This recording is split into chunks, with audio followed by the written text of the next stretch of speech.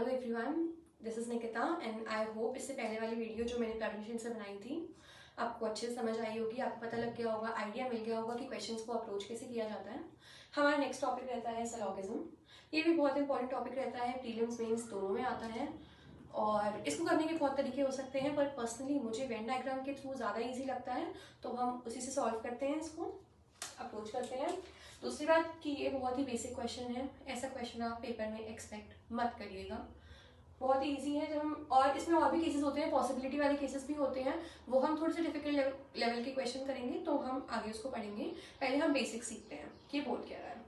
अब इसमें हमें 2 स्टेटमेंट्स दी जाती हैं और 2 कंक्लूजन दिए जाते हैं, 2, 3, 4 कितने भी कंक्लूजन दे सकते हैं और हमें बताना होता है कि क्या वो कंक्लूजन फॉलो कर रहे हैं या नहीं फॉलो कर रहे हैं, कि मतलब क्या वो कंक्लूजन सही है या नहीं है। फॉलो कर रहे होते हैं तो टिक, नहीं कर रहे होते तो क्रॉस, और हमें नहीं पता कि फॉलो कर भी सकते हैं और नहीं भी कर सकते हैं तो हम लिखते हैं कांट से। ठीक है, तो स्टार्ट करते हैं। तो हम स्टार्ट करते हैं इस बेसिक से क्वेश्चन से, बहुत बेसिक है ये, तो देखते हैं। पहले वो हमें बोल रहा है कि सम बॉयज आर स्टूडेंट्स, तो पहले हम बॉयज बनाएंगे, बॉयज को हम डिनोट करेंगे बी से। ठीक है, पहले हम बनाएंगे बॉयज और उसको एक सर्कल में डाल देंगे। उसने बोला सम बॉयज आर स्टूडेंट्स, कुछ बॉयज जो हैं वो स्टूडेंट्स हैं, तो ये हमें पता लग पा रहा है कि जो बीच वाला एरिया है ये है बॉयज और स्टूडेंट्स का, मतलब जो बीच में जो एरिया है ये वाला, ये बॉयज भी है और ये स्टूडेंट्स भी हैं। उसने बोला सम बॉयज आर स्टूडेंट्स, कुछ बॉयज जो है वो स्टूडेंट्स हुए, ये बीच वाला एरिया जो है वो ये डिनोट कर रहा है। नेक्स्ट लाइन बोल रही है ऑल स्टूडेंट्स आर टॉल, जितने भी स्टूडेंट्स हैं वो सारे टॉल हैं, तो हम एक बिगर सर्कल बनाएंगे और यहाँ पे टी लिख देंगे। टी हम किसके लिए लिख रहे हैं? टॉल के लिए लिख रहे हैं, तो यानी कि some students are all students are tall. तो इससे हमें बहुत क्लियरली पता लग पा रहा है कि कुछ बॉयज जो है वो स्टूडेंट्स हैं, सारे स्टूडेंट्स जो है वो टॉल है।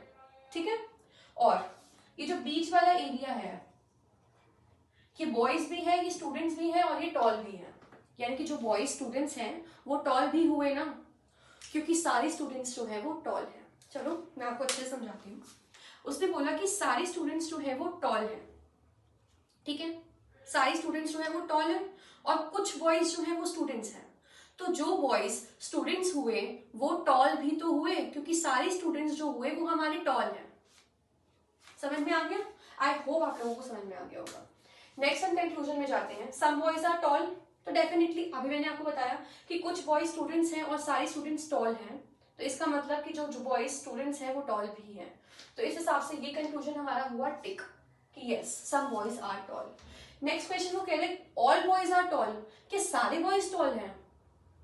हमें नहीं पता, उसने हमें सम ही बताया हुआ है स्टेटमेंट में कि सम बॉयज आर स्टूडेंट्स, तो कुछ बॉयज स्टूडेंट्स हैं वही स्टूडेंट्स टॉल हैं, पर क्या सारे बॉयज टॉल हैं ये हम नहीं कह सकते। हम इस डायग्राम से वो गैदर नहीं कर पा रहे हैं कि क्या कुछ बॉयज, क्या सारे बॉयज टॉल हैं, तो इसका आंसर हमारा रहने वाला है कांट से। जैसे मैंने आपको बताया था कि या तो टिक रहता है या क्रॉस रहता है या कांट से रहता है।